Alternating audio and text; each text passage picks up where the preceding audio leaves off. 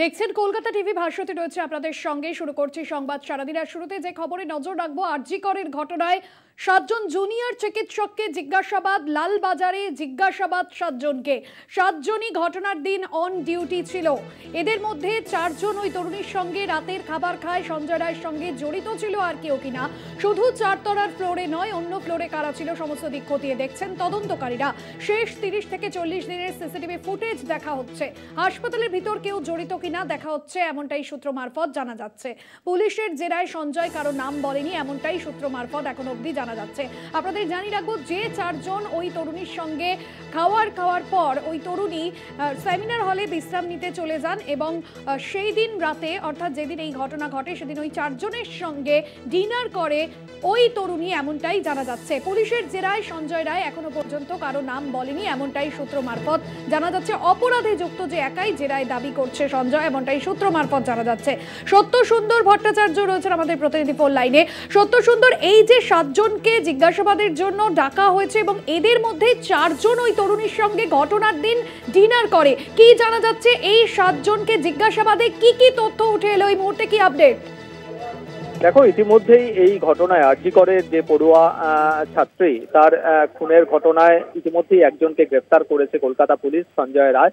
এবং সেই সূত্র ধরেই বলা যেতে পারে আজকে আরো 7 জন তার সহকর্মীকে ডেকে জিজ্ঞাসাবাদ করেছে লালবাজারে তদন্তকারী আধিকারিকেরা। মূলত যেটা জানার চেষ্টা হচ্ছে যে বৃহস্পতিবার রাতে, যে ওই ঘটনার দিন রাতে এই 7 জন তারা কিন্তু ওই যে কলেজ আরজি করের যে পড়ুয়া ছাত্রী, তার সঙ্গে কিন্তু তারা ছিলেন, তারা কথাবার্তা বলেছেন। সেক্ষেত্রে এদের মধ্যে 4 জন তার সঙ্গে রাতের খাওয়া দাওয়া করেছেন এবং অনলাইনে তারা যে ডেলিভারিতে তারা যে খাবার নিয়ে এসেছিলেন সেই খাবার তারা 4 জন খেয়েছেন এবং তারপরেও কিন্তু 7 জনের সঙ্গে তাদের সঙ্গে কি কথাবার্তা হয়েছিল ওই পড়ুয়ার, এই গোটা বিষয়টি জানার কারণেই কিন্তু তাদেরকে জিজ্ঞাসাবাদ করা।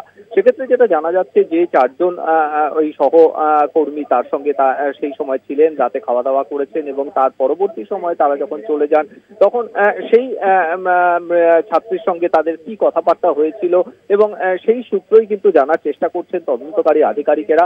একদিকে যেরকম সিসিটিভি ফুটেজ খতিয়ে দেখা হচ্ছে, তার পাশাপাশি এই যে যাদেরকে ডাকা হয়েছিল তাদের সঙ্গে কথা বলেও সেই তরুণী কি অবস্থায় ছিলেন বা তার সঙ্গে কি ধরনের কথা হয়েছে, এই গোটা বিষয়টি কিন্তু জানার চেষ্টা করা হচ্ছে এবং সেই কারণেই তাদেরকে জিজ্ঞাসাবাদ বলে কলকাতা পুলিশ সূত্রে জানা গিয়েছে।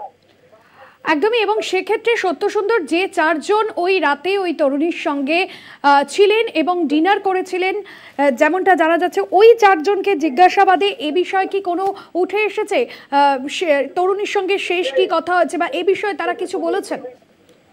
দেখো, একেবারেই তাই, যে তারা ওই 4 জনের সঙ্গে এই যে ছাত্রী তিনি যখন পড়ছিলেন সেখানে যখন তারা খাওয়া দাওয়া করেছেন, রাতের খাওয়া দাওয়া, সেই সময়ে তাদের মধ্যে কি ধরনের কথোপকথন হয়েছে এবং সেখানে কোনো রকম ভাবে কোনো অসঙ্গতি রয়েছে কিনা ইতিমধ্যেই যেরকম সঞ্জয় রায়কে জিজ্ঞাসাবাদ করা হচ্ছে, তার পাশাপাশি সেই ছাত্রীর পড়ুয়ার যেরকম মোবাইলের কল লিস্ট খতিয়ে দেখা হচ্ছে, সেই সঙ্গে মিলিয়ে দেখার চেষ্টা করা হচ্ছে এই যে 4 জন তার সঙ্গে রাতে ডিনার করেছিলেন তাদের সঙ্গে আলাদা, তাদের সঙ্গে কথাবার্তা, কি ধরনের কথাবার্তা হয়েছিল এবং সেই কথাবার্তার সূত্র ধরেই তদন্তের অগ্রগতি করতে চাইছেন তদন্তকারী আধিকারিকেরা।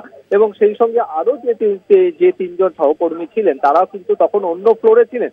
ফলে সেমিনার হল থেকে এই 4 জন খাওয়া দাওয়া করে বেরোনোর পরেও কিন্তু ওই বাকি 3 জনের সঙ্গে, সহকর্মীর সঙ্গে তারা কথাবার্তা বলেন। ফলে গোটা বিষয়টির মধ্যে কিন্তু একটা যোগসূত্র কোথাও রয়েছে কিনা বা সেক্ষেত্রে কি ধরনের কথাবার্তা হয়ে থাকে, এটাই কিন্তু তদন্তকারী আধিকারিকেরা জানার চেষ্টা করছেন এবং তার ভিত্তিতেই তদন্তের অগ্রগতি করতে চাইছেন, এমনটাই কিন্তু লালবাজার সূত্রে জানা গিয়েছে। একদমই ধন্যবাদ জানাবো। সত্য সুন্দর ভট্টাচার্য প্রতিনিধি ছিলেন ফোন লাইনে।